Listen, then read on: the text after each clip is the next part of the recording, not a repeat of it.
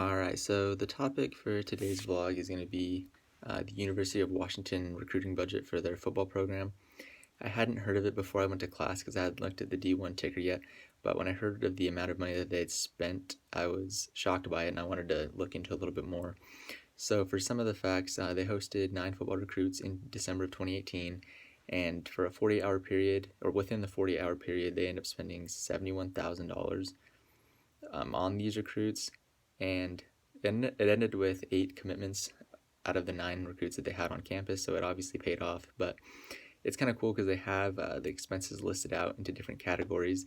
And so just to run through them real quickly, on meals they spent $34,257, hotels were $13,281, travel was $6,332, snacks were $10,939, car service $2,540, alcohol for the parents on 3 different occasions $2,506, and then entertainment was $1,150.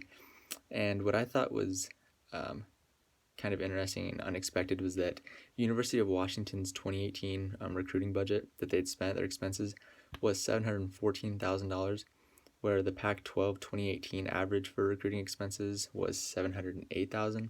So University of Washington was only $6,000 above the budget, which I thought was surprising because after seeing this weekend of recruiting, I assumed that they were just blowing everyone out of the water, but obviously it wasn't that extreme.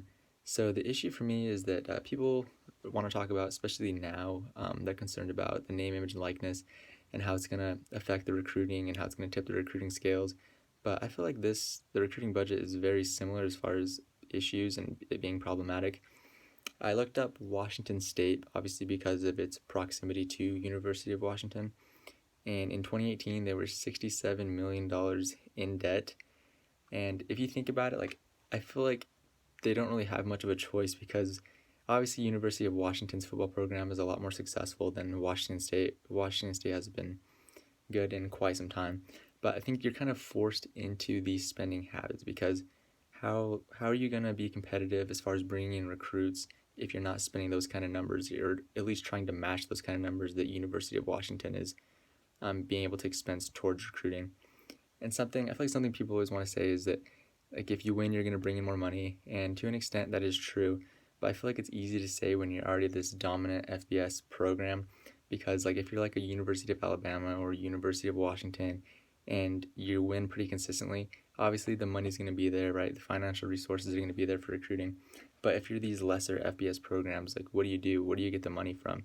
You're obviously not going to go be able to compete with these other schools or other FBS programs that do have those resources.